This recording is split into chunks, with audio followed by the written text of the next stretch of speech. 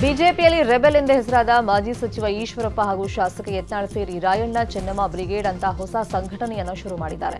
ಈ ಹಿಂದೆ ಈಶ್ವರಪ್ಪನವರು ಆರಂಭ ಮಾಡಿದ ರಾಯಣ್ಣ ಬ್ರಿಗೇಡ್ ಅವರಿಗೆ ರಾಜಕೀಯವಾಗಿ ಶಕ್ತಿಯನ್ನು ತುಂಬಿತ್ತು. ಕೇವಲ ಕುರುಬ ಸಮುದಾಯಕ್ಕೆ ಸೀಮಿತವಾಗಿದ್ದ ರಾಯಣ್ಣ ಬ್ರಿಗೇಡ್ ಜೊತೆಗೆ ಇದೀಗ ಉತ್ತರ ಕರ್ನಾಟಕ ಭಾಗದ ಪ್ರಭಾವಿ ಪಂಚಮಸಾಲಿ ಸಮುದಾಯವೂ ಜೊತೆಯಾಗಿದೆ. ಸಂಗೊಳ್ಳಿ ರಾಯಣ್ಣ ಬ್ರಿಗೇಡ್ ಜೊತೆಗೆ ರಾಣಿ ಚೆನ್ನಮ್ಮ ಬ್ರಿಗೇಡ್ ಕಟ್ಟುವುದಕ್ಕೆ ಈಶ್ವರಪ್ಪ ಹಾಗೂ ಯತ್ನಾಳ್ ಪ್ಲಾನ್ ಮಾಡಿದ್ದಾರೆ. ಸದ್ಯ ಅಕ್ಟೋಬರ್ 20ರಂದು ಬಾಗಲಕೋಟೆಯಲ್ಲಿ ನಡೆಯುವಂತಹ ಸಂಘಟನೆಯ ಸಭೆಯಲ್ಲಿ ಈ ಕುರಿತ ಅಧಿಕೃತ ಘೋಷಣೆ ಮಾಡುವಂತಹ ಸಾಧ್ಯತೆ ಇದೆ.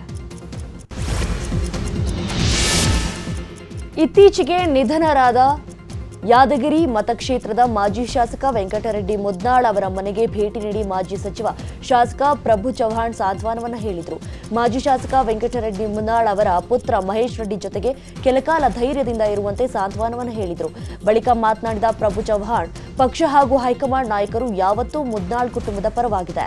ವೆಂಕಟರೆಡ್ಡಿ ಮುದ್ನಾಳ್ ಅವರು ನಾನು ಜಿಲ್ಲಾ ಉಸ್ತುವಾರಿ ಸಚಿವನಾಗಿದ್ದಾಗ ಅಭಿವೃದ್ಧಿ ವಿಚಾರವಾಗಿ ಸಾಕಷ್ಟು ಜಗಳ ಮಾಡಿದ್ರು. ಮೆಡಿಕಲ್ ಕಾಲೇಜು ಸ್ಥಾಪನೆ ಕನಸಾಗಿತ್ತು. ಮೆಡಿಕಲ್ ಕಾಲೇಜು ಮಾಡಿದ್ರು. ಭಗವಂತ ಅವರ ಆತ್ಮಕ್ಕೆ ಶಾಂತಿ ಕರುಣಿಸಲಿ, ಅವರ ಕುಟುಂಬಕ್ಕೆ ಧೈರ್ಯ ತುಂಬುವ ಕೆಲಸ ಆಗಲಿ ಅಂತ ಸಾಂತ್ವನವನ್ನು ಹೇಳಿದರು. ಬೆಂಗಳೂರಿನ ಚಾಮರಾಜಪೇಟೆ ಗಣೇಶೋತ್ಸವ ಮೆರವಣಿಗೆ ವೇಳೆ ಡಿಜೆಗೆ ಸ್ಥಳೀಯ ಪೊಲೀಸರು ಅನುಮತಿಯನ್ನ ನಿರಾಕರಿಸಿದರು. ಹೀಗಾಗಿ ಡಿಜೆ ಅವಕಾಶ ನೀಡುವವರೆಗೂ ವಿಸರ್ಜನೆ ಮಾಡಲ್ಲ ಅಂತ ಭಕ್ತರು ಪ್ರತಿಭಟನೆ ಮಾಡಿದರು. ಬಳಿಕ 8:30 ತನಕ ಮಾತ್ರ ಪೊಲೀಸರು ಡಿಜೆ ಹಾಕುವುದಕ್ಕೆ ಪರ್ಮಿಷನ್ ಕೊಟ್ಟು ಆನಂತರ ಡಿಜೆ ಬಂದ್ ಮಾಡಿದ್ರಿಂದ ಮತ್ತೆ ಮೆರವಣಿಗೆ ನಡೆಸಲು ನಿರ್ಧರಿಸಿದ್ದು. ಇವತ್ತು ಸಂಜೆ ಸಭೆ ನಡೆಸಿ ಮುಂದಿನ ತೀರ್ಮಾನ ಕೈಗೊಳ್ಳುವುದಕ್ಕೆ ಹಿಂದೂ ಕಾರ್ಯಕರ್ತರು ಮುಂದಾಗಿದ್ದಾರೆ.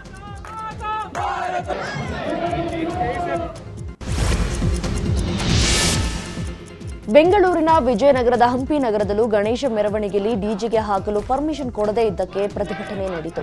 ಪ್ರಮೋದ್ ಮುತಾಲಿಕ್ ನೇತೃತ್ವದಲ್ಲಿ ಮಕ್ಕಳು, ಮಹಿಳೆಯರು, ಯುವಕರು ಪ್ರತಿಭಟನೆ ನಡೆಸಿದ್ರು. ಡಿಜೆಗೆ ಅವಕಾಶ ಕೊಟ್ರೇನೆ ಗಣೇಶ ಮೆರವಣಿಗೆ ಮಾಡ್ತೇವೆ ಅಂತ ಪಟ್ಟು ಹಿಡಿದು ಕೂತ್ರು. ಬಳಿಕ ಪೊಲೀಸರು ಡಿಜೆಗೆ ಅವಕಾಶ ನೀಡಿದ ಹಿನ್ನೆಲೆ ಡಿಜೆ ಹಾಕಿಕೊಂಡು ಮುತಾಲಿಕ್ ಹಾಗೂ ಹಿಂದೂ ಕಾರ್ಯಕರ್ತರು ಕುಣಿಯುತ್ತಾ ಗಣೇಶ ಮೆರವಣಿಗೆ ಮಾಡಿದರು.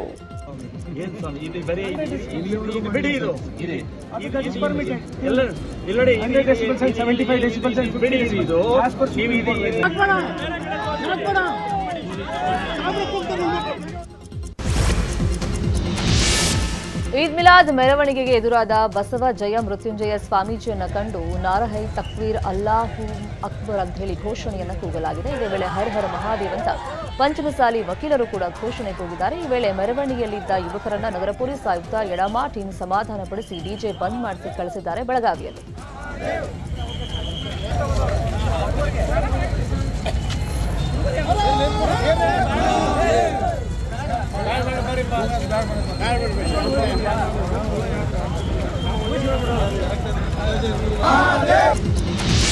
ಬೆಂಗಳೂರು ಹಾಗೂ ಕನ್ನಡಿಗರ ಬಗ್ಗೆ ಅವಹೇಳನ ಮಾಡಿದ ರೀಲ್ಸ್ ರಾಣಿ ಕೊನೆಗೂ ಕನ್ನಡದಲ್ಲೇ ಮಾತಾಡಿ ನಾನು ಬೆಂಗಳೂರನ್ನ ಪ್ರೀತಿಸ್ತೀನಿ ಅಂತ ರೀಲ್ಸ್ ಹರಿಬಿಟ್ಟಿದ್ದಾಳೆ. ಐ ಲವ್ ಬೆಂಗಳೂರು ಅಂತ ರೀಲ್ಸ್ ಮಾಡಿರುವ ಸುಗಂಧ್ ಶರ್ಮಾ ಎಂಬಾಕೆ ನಾನು ಒಬ್ಬ ಟ್ರಾವೆಲರ್, ನಾನು ಬೇರೆ ಬೇರೆ ರಾಜ್ಯಗಳಿಗೆ ಹೋಗ್ತಾ ಇರ್ತೀನಿ, ಅಲ್ಲಿರುವಂತಹ ಸಂಸ್ಕೃತಿ ಕಲಿಯೋದಕ್ಕೆ ಇಷ್ಟಪಡ್ತೀನಿ, ಕನ್ನಡ ಭಾಷೆ ಕೂಡ ಕಲಿಯುವ ಪ್ರಯತ್ನ ಮಾಡ್ತೀನಿ ಅಂತ ವಿಡಿಯೋದಲ್ಲಿ ಹೇಳ್ಕೊಂಡಿದ್ದಾಳೆ.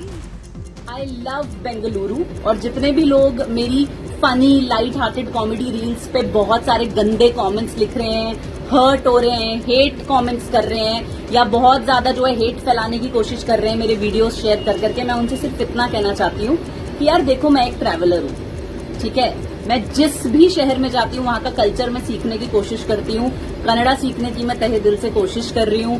मैं बहुत रिस्पेक्ट करती हूँ इस शहर की, इस स्टेट की, पूरे भारत की, क्योंकि मैं एक ट्रैवलर हूँ और थोड़ा सा ओपन माइंड सबका होना चाहिए, ठीक है. नॉर्थ, साउथ, ईस्ट, वेस्ट जो भी पार्ट है हम सब इंडिया के पार्ट हैं, so we all are one. मैं नहीं चाहती कि कोई भी मेरी रील्स को लेके ना डिवाइड एंड रूल करने की कोशिश करे, ठीक है. ಬೆಂಗಳೂರಿನಲ್ಲಿ ಹಾಡಹಗಲೇ ಆಸಿಡ್ ದಾಳಿ ನಡೆದಿದೆ.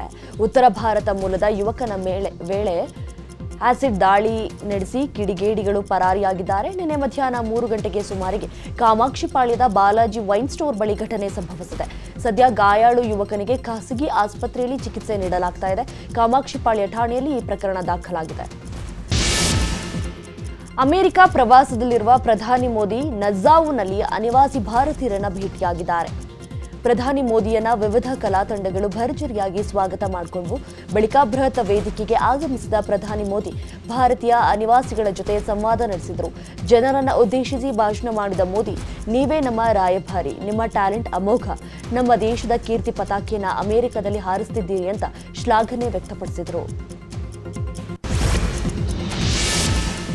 ಮೆಗಾಸ್ಟಾರ್ ಚಿರಂಜೀವಿ ಅವರಿಗೆ ಮತ್ತೊಂದು ಗೌರವ ಸಂದಿದೆ. ಗಿನ್ನೆಸ್ ವರ್ಲ್ಡ್ ರೆಕಾರ್ಡ್ಸ್ ತೆಲುಗು ಚಲನಚಿತ್ರೋದ್ಯಮಕ್ಕೆ ಅವರ ಮಹತ್ವದ ಕೊಡುಗೆಗಳನ್ನು ಗುರುತಿಸಿದೆ. ಚಲನಚಿತ್ರಗಳಲ್ಲಿ ಭಾರತೀಯ ನಟನ ಅತಿ ಹೆಚ್ಚು ನೃತ್ಯ ಪ್ರದರ್ಶನದ ದಾಖಲೆಯನ್ನು ಅಂಗೀಕರಿಸಿ ಗಿನ್ನೆಸ್ ವರ್ಲ್ಡ್ ರೆಕಾರ್ಡ್ಸ್ ಪ್ರಶಸ್ತಿಯನ್ನು ಪ್ರದಾನ ಮಾಡಲಾಗಿದೆ. Megastar Chiranjeevi Konidela. 22nd of September 2024. History is made. Another record is made, ladies and gentlemen. We're all truly fortunate to be witnessing this history. ಕನ್ನಡಿಗರ ಮೆಚ್ಚಿನ ನಿಮ್ಮ ನ್ಯೂಸ್ 18 ಕನ್ನಡ ಈಗ ವಾಟ್ಸ್ಆಪ್ನಲ್ಲಿಯೂ ಲಭ್ಯ. ಕರ್ನಾಟಕ ಮತ್ತು ದೇಶ ವಿದೇಶದ 360 ಡಿಗ್ರಿ ಸುದ್ದಿ ವಿವರವನ್ನ ನೀವು ನಿಮ್ಮ ಕೈ ಬೆರಳುಗಳಲ್ಲಿಯೇ ಪಡೆಯೋದಿಕ್ಕೆ ಈ QR ಕೋಡ್ ಅನ್ನು ಸ್ಕ್ಯಾನ್ ಮಾಡಿ. ನಮ್ಮ ಚಾನೆಲ್ ಅನ್ನು ಫಾಲೋ ಮಾಡಿ, ನೋಟಿಫಿಕೇಶನ್ ಆನ್ ಮಾಡಿ.